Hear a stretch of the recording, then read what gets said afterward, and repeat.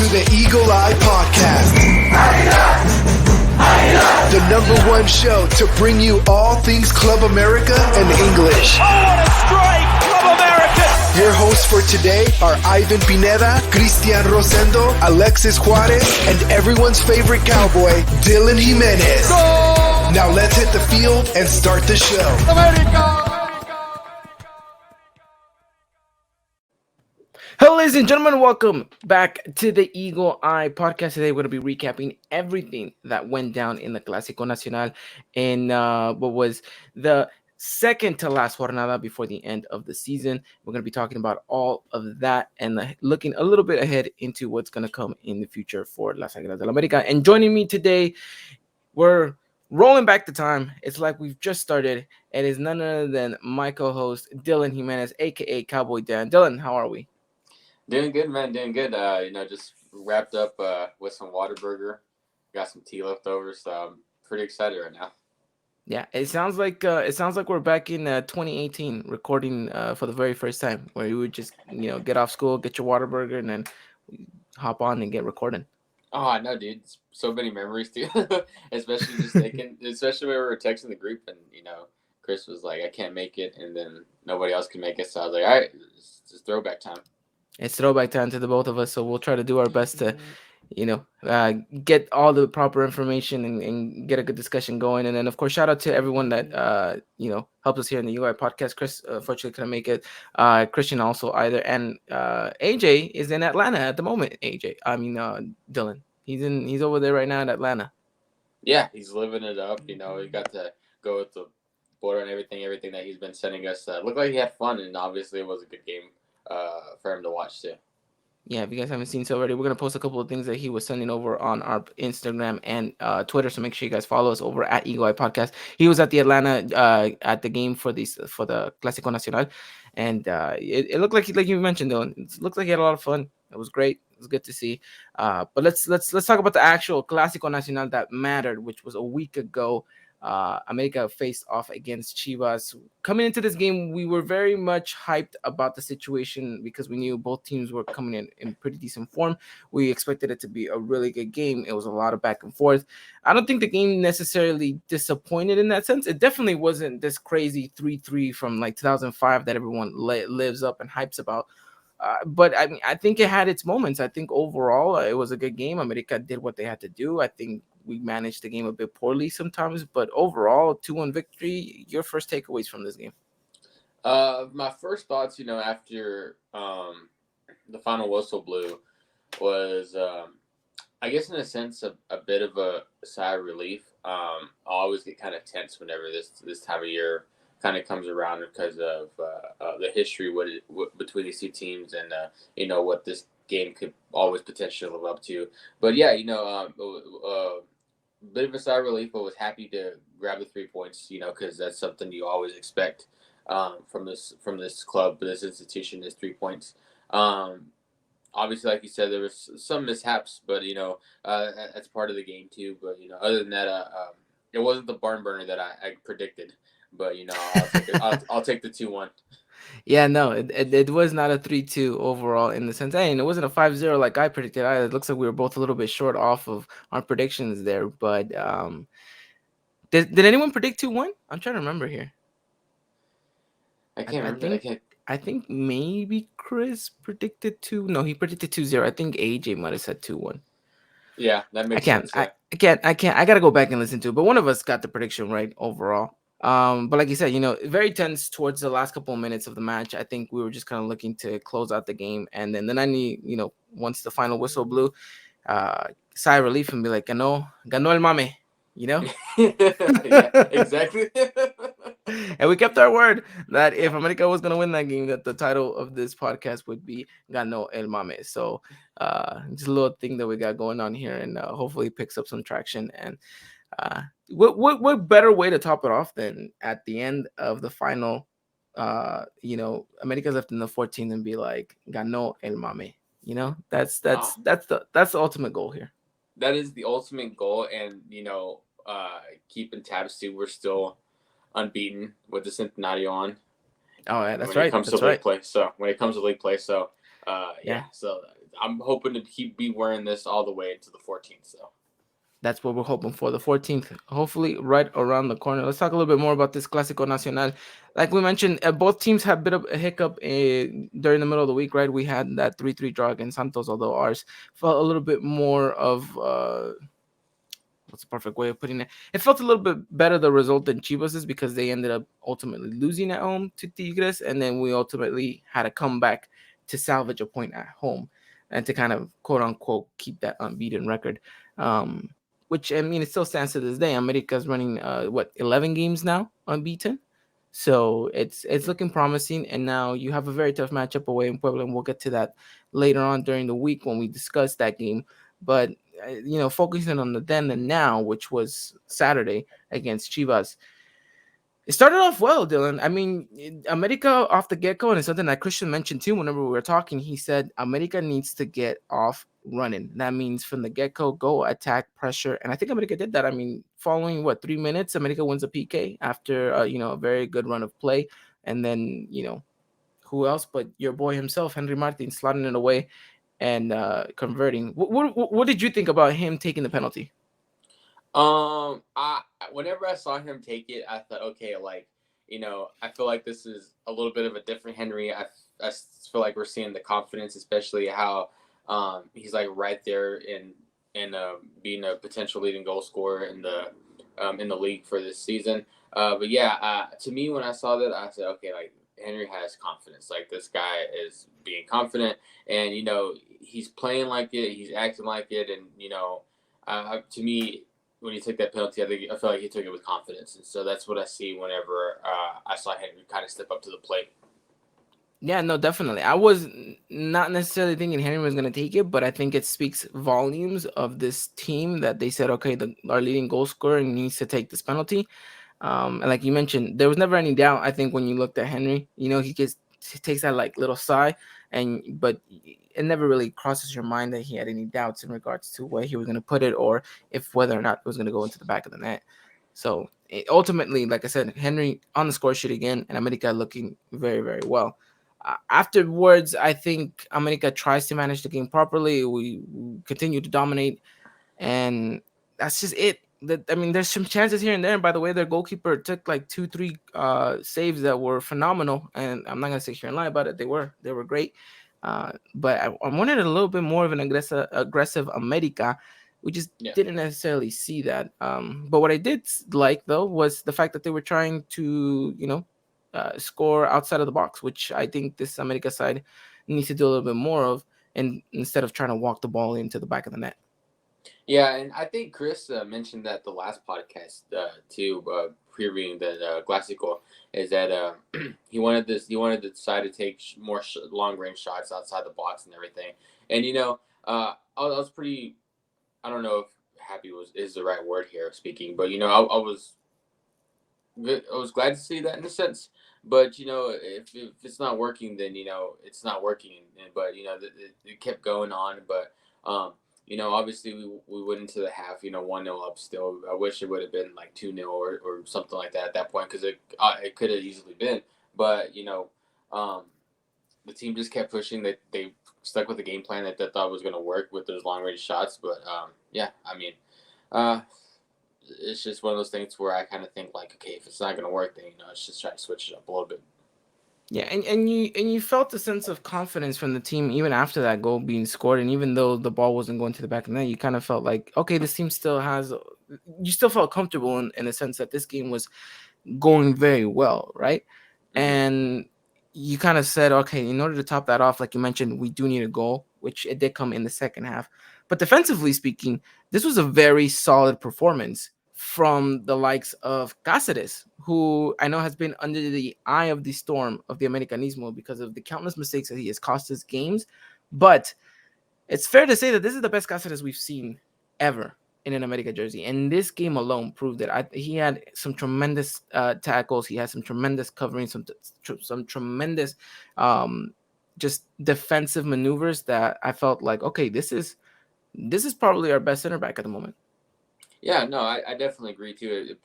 Cáceres is probably our best center back at the moment, and we see what he really can be, what he can become. If he just doesn't have those dumb, silly mistakes that he's always being criticized for. But you look at it and you can only hope that he rides this wave now with the club and going into Puebla and then into Liguilla too. That this is the Cáceres that we want to see. This is the Cáceres that we know can be, and I think he knows that too. And so it's just now keeping that consistency, which is very hard to do week in, week out. But he kind of set the bar now, and so it's just how him being able to meet that bar. No, yeah, of course. And then first half goes by and you think, okay, this was a pretty solid game. We felt like maybe we deserved a little bit more, but we kept Chivas at bay, which I think was the most important part. And then from there on, it was trying to build on that and get closer to that second goal, which, like we mentioned, we had our chances. At the halftime, I think everyone kind of felt very calm, very just, okay, things are going well. This America side's looking like the America side we know.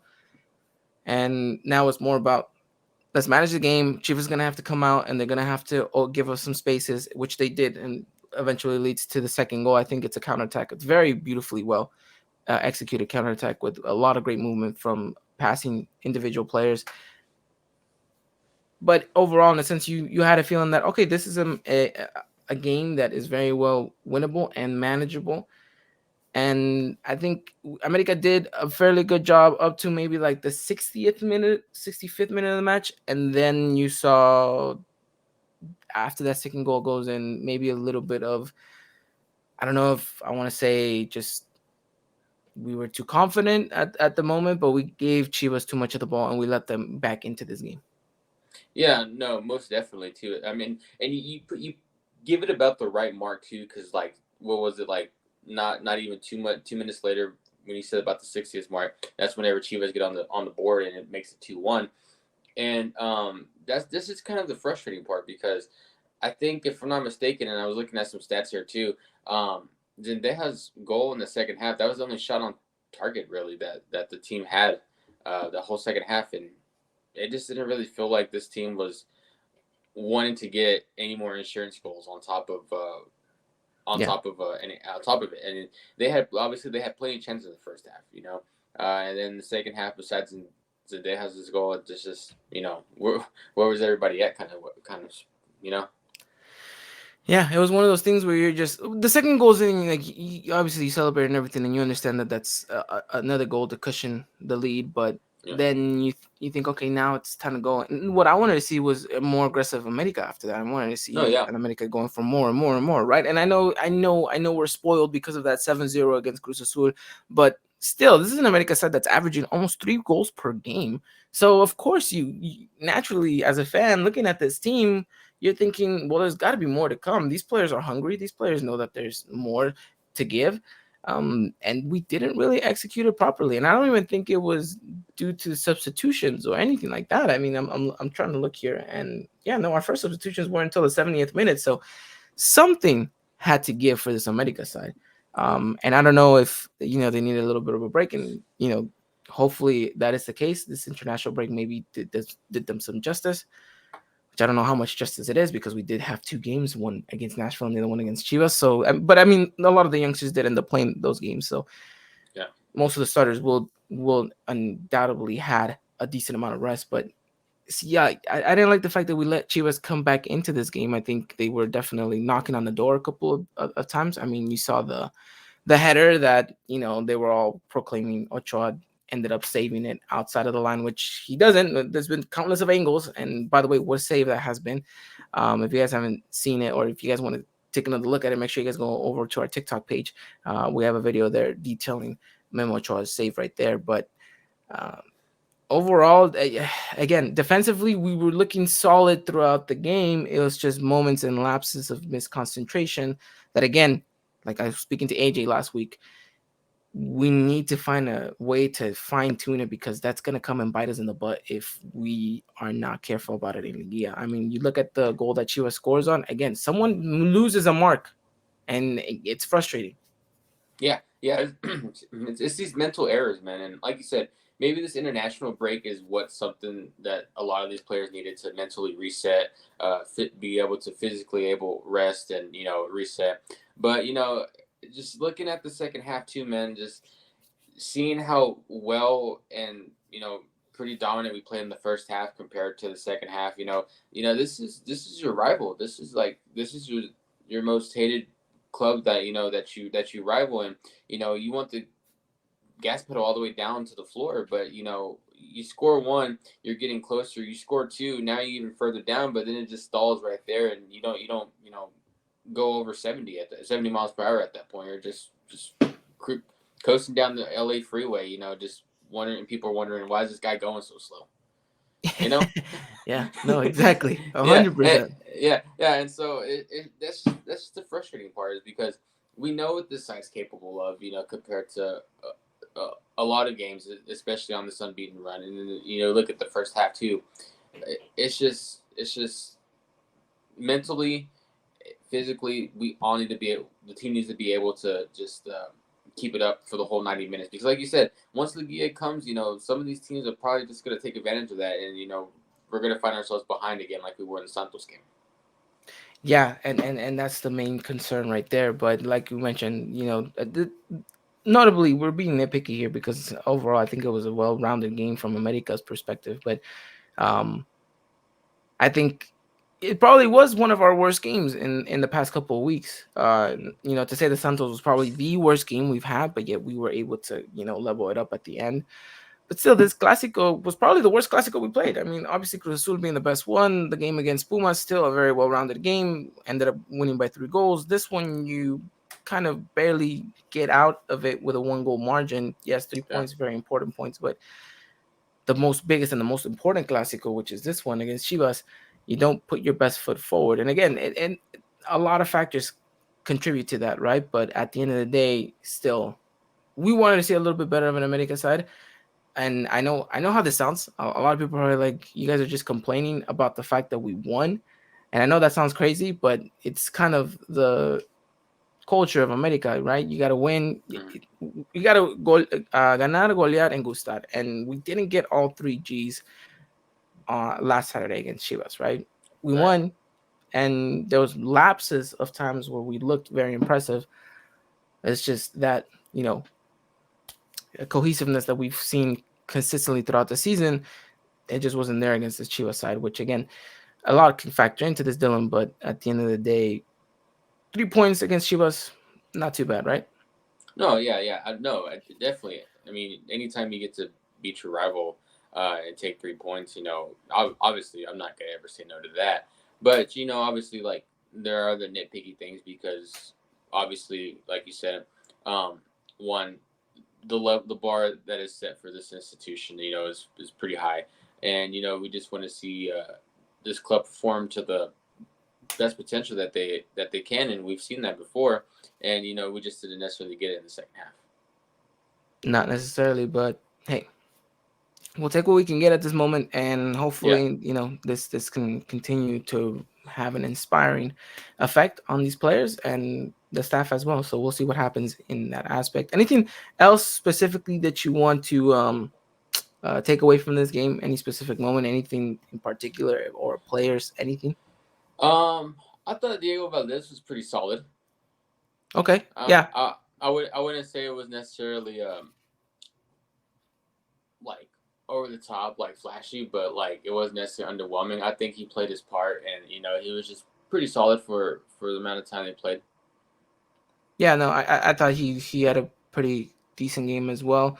Someone that I maybe wanted to see a little bit more of was probably Cabecita. I didn't see him too much of it. Fidalgo was, he was still there, he was still present, but again, a little bit more quieter than usual.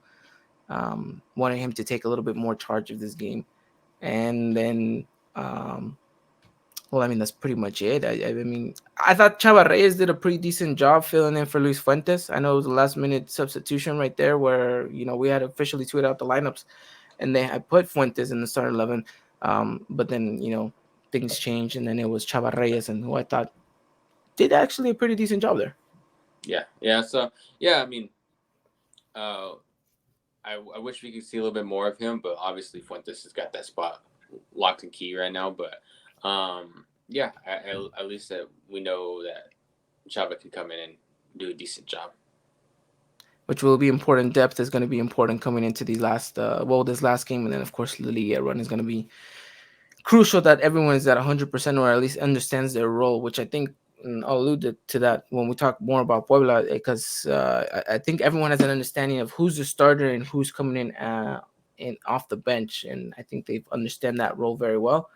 And you see, I mean, you see the bench in general. I mean, you saw when when Henry scores his goal, you see Pedro Aquino and Jonathan Dos Santos and Roger Martinez celebrating, like, doing a little conga line in in the bench, which I thought was absolutely hilarious, but also heartwarming to see that this America's team is that a unit, a family, Yeah. a team. So it's promising. It's promising. No, yeah, yeah. You love to see those little things, and a lot of those little things matter too between the players and just having that bond that they've created. But yeah, it's very promising, and it's just like I said, those little things you enjoy to see too. 100%. And well, I guess it bites Chivas in the butt again to talk more than what they actually are capable of, right? The headlines always mean that they have more identity, or that what was it? Alexis Vega said that, I mean, he didn't want America to lose during the week so that they could come into the Estadio Azteca and take the unbeaten run away from us. And Chicote Calderon saying that we were his favorite clients, and that the stats show that this and that. And at the end of the day, the only thing that matters was those 3 points. And well, America walked away with them, and they had to end up going back home. And if it wasn't enough for that, then they saw each other again this weekend on Sunday in Atlanta, Georgia, like we mentioned. And again, America walked away with a 3-1 victory over that. It's not bad for being an Americanista, Dylan. 2 Clásicos in a row, 2 weeks consecutively, taking a W against your biggest arch rival. No, yeah, definitely. A lot of bragging rights for us right now. So it's always glad to have those rights. AJ, obviously, our correspondent out there at the Atlanta game too, with all the stuff that he sent us. It looked like a good atmosphere. It looked like it was a lot of fun. Wish one of us was able to go and actually cover the game too. But hey, there's always plenty of games in the future for us. But yeah. First win 2-1. The next today Sunday 3-1. Yeah, it's pretty good to be an Aguila right now. Pretty good to be an Aguila. 5-2 on aggregate, if you want to put it in that context. But yeah, good stuff from America so far. And now you just got to top it off with let's face it, a trophy, because none of these victories matter at the end of the season if there's no silverware to back it up or anything like that. So again, we'll keep a close eye on everything developing with Las Águilas and America. But as far as this Clásico Nacional goes, America 2, Chivas 1. A very, very good night in the Estadio Azteca ahead of the Canelo fight, which I think is probably why they moved it to 6 p.m. rather than 7. So doesn't matter. They still give me my birthday present, which was that victory over Chivas, and I couldn't be more than happy about it. So good job to America there. Tano, again, doing what he's continuing to do, and he's on the cusp of potentially making real, true history with America, which is, winning that championship. Yeah. If you told me to put this on like my bingo card of Tano Ortiz potentially winning a championship with America, yeah, I would have been surprised. Yeah. Yeah, no, right? It's just a crazy story, right? He comes in midway through the Solari era, right? When things are going terrible, he brings us back up. We're looking good. We get knocked out again, but we kind of give Tano the keys to the car and say, you know what, you did a good job. Then at the beginning of the season, everything looks like it's falling apart again. You're just like, great, what do we do? This was a terrible idea. We should have gave it to someone else. And then he slowly but surely has picked it up, and he's created something that, to be honest, I haven't seen since probably the beginning of Miguel Herrera's stage at America when we won that 2013 title against Cruz Azul. I haven't seen a unit that well composed since then, and it's nice to see. It's looking promising. It's crazy because whenever the Solari era started, it seemed like he was trying to steer the team in that direction with like these team mills and stuff like that. But like you just never saw it with him, and so like that's what I think is kind of like, I don't know if weird is the right word, but it's crazy to see it now with Tano instead of never seeing it with Solari. Whenever it seemed like he was trying to steer the team in that direction. Yeah, and I think what Solario did and what he does very well is that he knows how to talk, Yeah. and he captivates you because he sounds very professional, very elegant in that sense, and you're like, wow, this guy knows what he's talking about. And then it never really just panned out to that, right? I mean, we saw the performances on the pitch whilst they were very, well rounded. We always walked away with like 1-0, 2-1. It never was out of this world. And whilst Dano's been able to come in and do all of that and more, right? We're seeing goals. We're seeing an America side that's playing better defensively. We're looking stronger. And so, like you mentioned, who would have thought? But hey, if it's Dano Ortiz, then by all means, we welcome it. Yeah, most definitely. I welcome it too. Hey, as long as it wasn't Memo Vasquez. God, I remember those rumors. It was terrible. I remember, Absolutely I, terrible. I remember when those rumors came. You're like, if Memo Vasquez comes to the club, I'm never returning to the podcast. Yeah, I'm done podcasting. It's no. God, no. Thank God it didn't happen. So I guess we dodged the bullet in that sense. But I mean, that pretty much wraps it up for the Clásico Nacional. Like I mentioned, nothing really more to talk about in that sense, unless you had anything else to add on, Dylan. No, I think we covered it all. Like you said, not necessarily the flashiest, especially the second half. But hey, I'll take 3 points, 2-1 win over my biggest rivals. Yeah, that's all I gotta say, really. Yeah, and let's hope we save the flashiness and everything else for the Liguilla, which is where I think we all expect America to showcase. But yeah, moving on from there. So America's had quite the busy week on a quote unquote rest week for, you know, the rest of the league. America has gone out to Nashville and we've played quite the interesting game against Nashville FC. Or it's actually, excuse me, SC, on a soccer club, not football club. It's weird. Absolutely weird. But America ended up drawing 3-3 right there. And if that wasn't crazy enough, we ended up losing in penalties. But that wasn't the craziest thing. The craziest of things was that Jurgen Damm and Miguel Ayun both got on the score sheet, which I think was interesting enough. But again, it was a nice little showcase. It was a nice little friendly. We got to see a lot of the youngsters come in and do their thing. Some of the, quote unquote starters continuously get minutes, and that way they don't kind of fall off rhythm. That game really didn't matter at the end of the day. I think it was a good, nice little humbling point for America to not end up kind of winning. I know a lot of people expected America to just steamroll past Nashville. I didn't think it was going to be the case. And credit to them, they came out and they played a very good game. They did their job. And granted, it was not our A squad, but, they still came out and tried to prove a point. So ultimately, 3-3 right there. We end up losing in penalties. And then, of course, like we just mentioned, America then ended up flying out to Atlanta, Georgia, where we ended up taking a 3-1 victory over our rivals, which an even more, I would say, younger squad and a very promising left back, which, by the way, is Texas born. I don't know if you saw that, Dylan. No, I didn't see that. Chris put in the chat. Let me do my due diligence here. He sent it right here. It was Texas born Ralph Orkin. Right, born in 2003, played 90 minutes today in the as a left back and looked very promising, looked very good. And if AJ and or Chris was here, I know they both watched that game alongside as well. They would say that he looked very promising, very good, talented player. And I know you love to always highlight a Texas-born professional. When did this happen? Today, well, obviously, yeah, today because we're recording today. But the Clásico Nacional over in Atlanta. I see it. Oh, what was I doing? Oh, dude, I was like writing my story still. Like I was just focused and just trying to get the head of the station. I was ready to come back to my apartment. No, yeah, I thought you would have seen it, but yeah, no. Again, some good promising youngsters in that left back position, and I know we mentioned that Fuentes has that place, that position right now. He's locked, and he has the key to that. But I think it's fair to say that he only has it for this season. We don't know how much more we're going to be able to get from Luis Fuentes. So right now, that left back position, even though it doesn't look like it, it's really up for grabs. Yeah. No, I definitely agree too because, like we've always kind of said, all good things must come to an end, and Fuentes can't play forever. Wish he could, but yeah.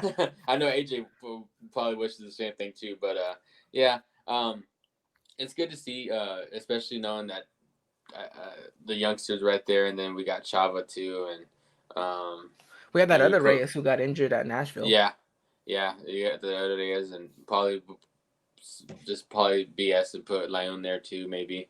Oh But god. yeah, yeah. Oh no, he's been at the center of a lot of conversations this week, right? With his terrible performance in Nashville, yet his goal in Nashville, and also his very good assist today. He's been all over the place, to be honest. So, but hey, I mean, I don't know. But ultimately, America's had quite the busy week, even though it's international break. And talking about players on international breaks, Sebastian Cáceres made his debut with the Uruguay national team. He did not win. He ended up losing, but still, it was good to see him get 90 minutes under that belt. And then, of Yeah. course, our Mexican players, Ochoa, 90 minutes in net against Peru, and Henry Martin. How many minutes did he accumulate? I know he came off substituted, but again, he played. I'll get you that stat right now. But ultimately, playing in that Mexico game, and I think he's eyeing for that potential starting 11 spot. So Yeah. Yeah, no, I agree. You failed to mention Ochoa's chilena that he scored in practice. oh yeah. Shout out to our friends for Footmex Nation who ended up recording that video. Went viral, by the way. Everyone ended up using it. But yeah, Ochoa with tremendous chilena. He's going for all those Jorge Campos records that he set out on the pitch. So imagine Who? what would that be, Ochoa? No, I'm sorry. Who'd you say? Jorge Campos? Yeah. I don't know. I don't know her. Yeah. All I know is Ochoa. Yeah, I know, right? The greatest and the only greatest.